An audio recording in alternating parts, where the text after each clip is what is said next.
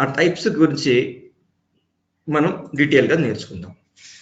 మీకు ఇంతకుముందు doji formation వచ్చినప్పుడు లాస్ట్ టైంలో రియల్ టైం ఎగ్జాంపుల్స్లో తీసుకోవడం జరిగింది. డోజీ ఫార్మేషన్ అయితే మనం ఎలా తీసుకోవాలి అనేది.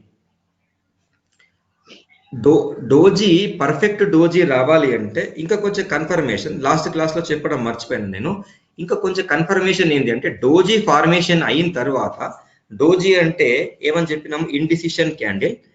ఇది రేపు ప్రైజెస్ మూమెంట్ రివర్సల్ అవుతుందా కంటిన్యూషన్ అవుతుందా అని చెప్పడానికి డిసిషన్ తీసుకునేటువంటి క్యాండిల్ ఇది, ఇండిసిషన్ అయినప్పటికీ కూడా.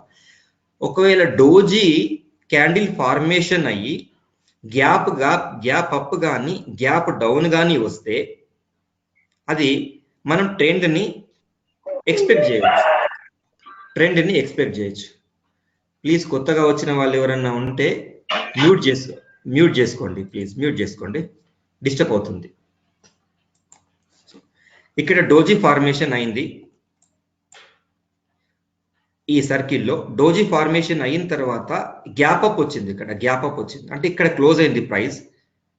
ఈ ప్రైస్ క్లోజ్ అయ్యి ఇక్కడ గ్యాప్ అప్ వచ్చింది. గ్యాప్ అప్ రావడంతో పాటు ఓపెన్ ఈజ్ ఈక్వల్ టు లో కూడా అయింది. సో బుల్లిష్ క్యాండిల్ వచ్చింది. దీని కన్ఫర్మేషన్ మనకి ఏమని చెప్తుంది, ప్రైస్ మూమెంట్స్ ఫర్దర్ లో అప్వార్డ్ పోవచ్చు, బుల్లిష్ ప్రైస్ మూమెంట్స్ రావచ్చు అనేది మనకు చెప్తుంది. ఇక్కడ క్లోజ్ అయింది మనకు డోజీ. ఇది 99% డోజీ కిందకి తీసుకోవచ్చు. ఎందుకు అంటే మనకు డోజీ ఫార్మేషన్ ప్రకారం open is equal to close కావాలి, కానీ అంత పర్ఫెక్ట్ డోజీలు మనకు దొరకడం కొంచెం కష్టమైన పని. ఇక్కడ ఒక పర్ఫెక్ట్ డోజీ ఉంది కానీ దొరకడం కష్టం. నేను ఎగ్జాంపుల్ తీసుకున్నప్పుడు నాకు ఇది డోజీ లాగా అనిపించింది. 1-2 పాయింట్స్ ఓపెన్ కి క్లోజ్ కి వేరియేషన్ ఉంటే పర్వాలేదు, 100% ఉండాల్సిన అవసరం కూడా లేదు. ఒక డోజీ కింద తీసుకుంటాం. ఇక్కడ డోజీ క్లోజ్ అయిపోయిన తర్వాత next day candle open is equal to లో తోటి ఒక బుల్లిష్ క్యాండిల్ ఫార్మేషన్ అయింది. ఎట్లా, గ్యాప్ అప్ తో ఓపెన్ అయింది. గ్యాప్ అప్ తో ఓపెన్ అయింది కాబట్టి మనకి ఏం కన్ఫర్మేషన్ ఇస్తుంది అంటే ఇది బై సైడ్ అప్ ట్రెండ్ వెళ్ళొచ్చు, అప్ ట్రెండ్ వెళ్తుంది అని ఇస్తుంది. సో బైకి సంబంధించిన పారామీటర్స్ మనం ఏ విధంగా తీసుకోవాలని లాస్ట్ క్లాస్ లో చెప్పినాను మీకు. రివ్యూ దాంట్లో కూడా చెప్పడం జరిగింది. కన్ఫర్మేషన్ ఎక్కడ తీసుకోవాలి అంటే మనకు ఈ డోజీ కన్నా బిఫోర్ క్యాండిల్ ఏదైతే ఉందో ఈ క్యాండిల్ హైట్ లో మనం బై తీసుకోవాలి, లేదా అడ్జస్ట్మెంట్ లో ఈ క్యాండిల్ హైట్ లో తీసుకున్నా కూడా పర్వాలేదు. ఈ క్యాండిల్ మొత్తం వదిలిపెట్టేద్దాం. ఆఫ్టర్ డోజీ తర్వాత నెక్స్ట్ క్యాండిల్ ఏదైతే ఉందో ఆ క్యాండిల్ వదిలిపెట్టేద్దాం. వదిలిపెట్టేసిన తర్వాత next candle previous candle height లో మనం బై తీసుకున్నా అంటే అరౌండ్ మనకు ఏ ప్రైస్ లో ఉంటే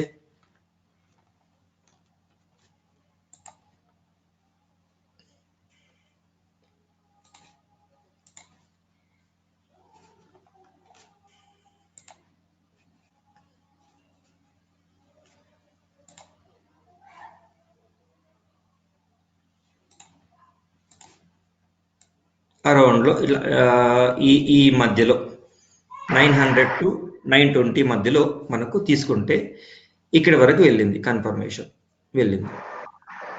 సో ఎంట్రీ అనేది డోజీ ద్వారా మనకు అది బుల్లిషా బేరిషా అనేది కొంత ఐడెంటిఫై చేయగలిగినాం.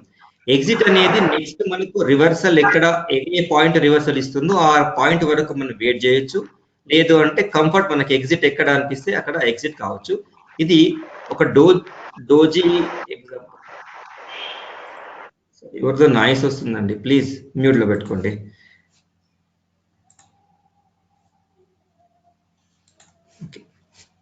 ఇది ఒక doji example, doji with gap up తో డోజీ వస్తే కనుక దాన్ని ఎలా తీసుకోలేదు. నెక్స్ట్ ఇంకొక ఎగ్జాంపుల్ చూద్దాం. హెచ్డిఎఫ్సి బ్యాంక్ 1 డే క్యాండిల్లో doji formation with gap down. ఇక్కడ కూడా చూడండి డోజీ ఫార్మేషన్ అయ్యింది. అంటే మనకు ఇది డౌన్ ట్రెండా అప్ ట్రెండా నెక్స్ట్ అనేది ఎట్లా కన్ఫర్మ్ అవుతుంది అనేది ఫస్ట్ మనకు ప్రీవియస్ ట్రెండ్ అనేది important. Previous trend continue up trend లో ఉంది, ఇక్కడ వరకు వచ్చింది, అప్ ట్రెండ్ వచ్చింది. వచ్చిన తర్వాత డోజీ ఫార్మేషన్ అయింది. అంటే ఇండిసిషన్ అంటే ఎవరైతే బయ్యర్స్ ఉన్నారో వాళ్ళు బై చేయడం ఆగిపోయినారు అనేది మనకు అర్థమైంది. ఈ డోజీ ఫార్మేషన్ తర్వాత ఇక్కడ క్లోజ్ అయింది డోజీ. డోజీ క్లోజ్ అయిన తర్వాత గ్యాప్ డౌన్ లో ఓపెన్ అయింది. Next day candle gap down లో ఓపెన్ అయింది. గ్యాప్ డౌన్ ఓపెన్ అయితే గ్యాప్ డౌన్ లో ఓపెన్ కావడంతో సహా open is equal to high అయింది. ఎక్కడైనా గుర్తు పెట్టుకోండి, ఏ క్యాండిల్ అయినా సరే open is equal to high వస్తే నెక్స్ట్ ఫర్దర్ డౌన్వర్డ్ ఉంటుంది. అట్లీస్ట్ ఆ క్యాండిల్ నెక్స్ట్ 2-3 క్యాండిల్స్ డౌన్ లో ఉంటాయి. లేదా ఓపెన్ ఈజ్ ఈక్వల్ టు లో వస్తే నెక్స్ట్ ఒక 4-5 క్యాండిల్స్ కానీ నెక్స్ట్ కంటిన్యూ అప్ ట్రెండ్ లో వెళ్ళొచ్చు అనేది మనకు ఒక సంకేతం ఇస్తుంది. సో డోజీ ఏర్పడ్డ తర్వాత గ్యాప్ అప్ వచ్చింది, గ్యాప్ డౌన్ వచ్చింది. గ్యాప్ డౌన్ లో ఓపెన్ అయింది. ఒక ట్రెండ్ రివర్సల్ చెప్పడానికి, ట్రెండ్ రివర్సల్ అవుతుందా కాదా అని చెప్పడానికి ఒక కన్ఫర్మేషన్ డోజీ. ఇక్కడ ట్రెండ్ రివర్సల్ జరిగింది. ఈ పాయింట్ ప్రీవియస్ లో మనకు రెసిస్టెన్స్, ఈ పాయింట్ టచ్ చేసి మళ్ళీ అప్పర్ షాడో చాలా పెద్దగా వచ్చేసింది, రివర్సల్ వచ్చేసింది. సో ఒకవేళ మనం ట్రేడ్ కనుక తీసుకుంటే ఈ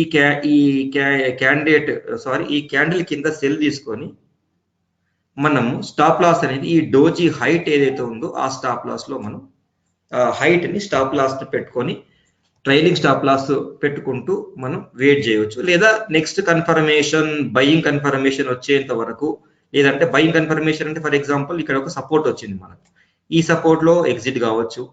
లేదు అనుకుంటే ఇంకా మన కంఫర్ట్ జోన్ ఎక్కడ ఉందో అక్కడ వరకు మనం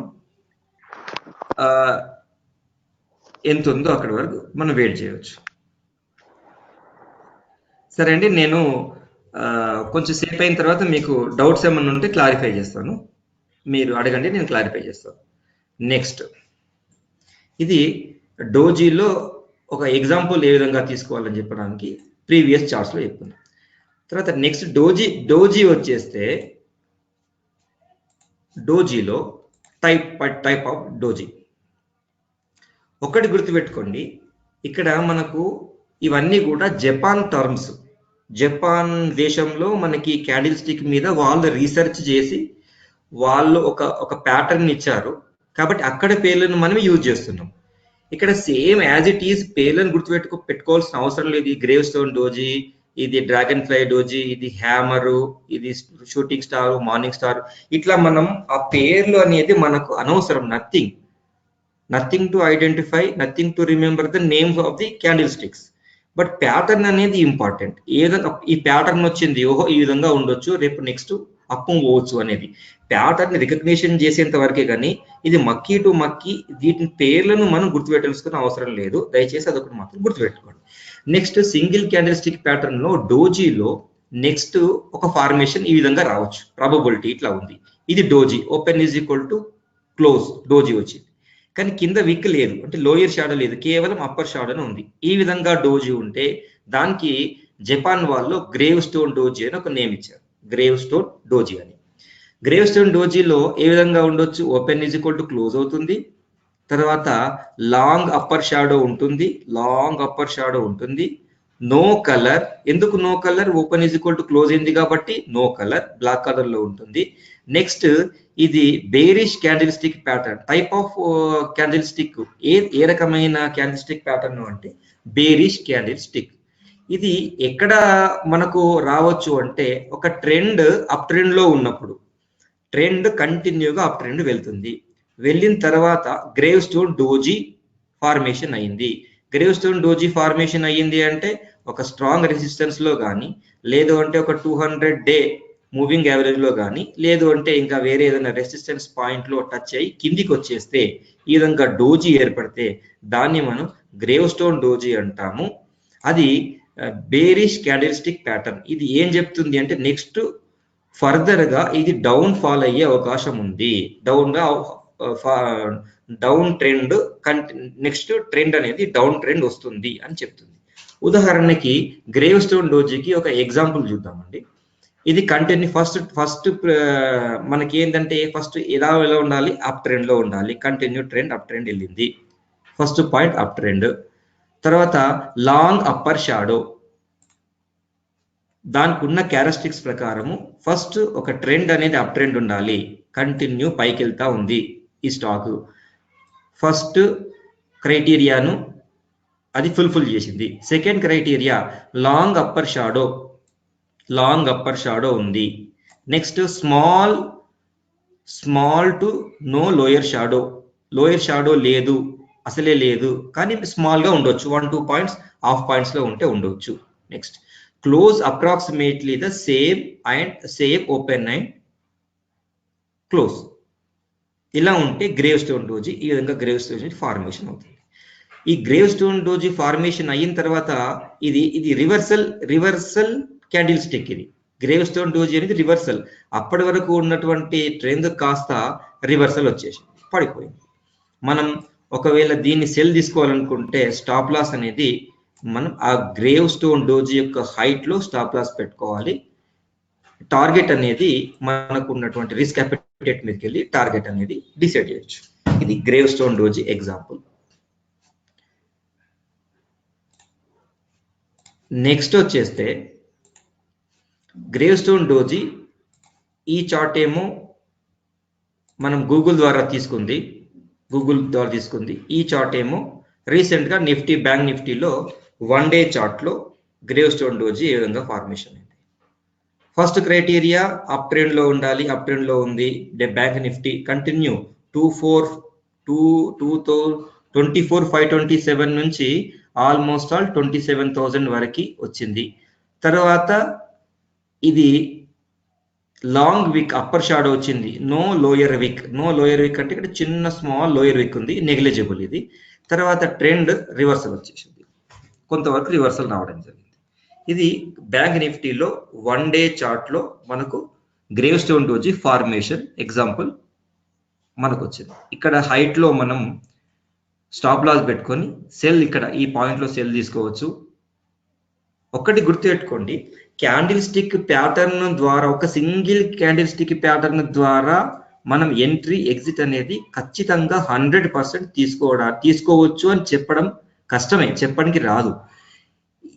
కానీ ఇది ఎందుకు చెప్తున్నాము అంటే ఇదంతా బేసిక్స్. క్యాండిల్ స్టిక్స్ అనేది బేసిక్స్.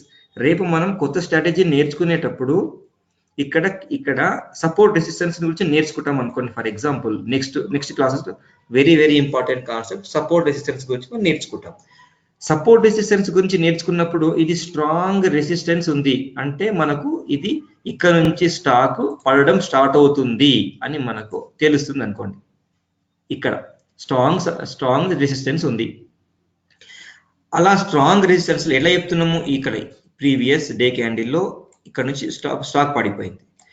సో ఈ గ్రేవ్ స్టోన్ డోజీ కూడా ఈ టైప్ ఆఫ్ డోజీ కూడా ఈ స్ట్రాంగ్ రెసిస్టెన్స్ పాయింట్ ని టచ్ చేసి కిందికి వచ్చింది.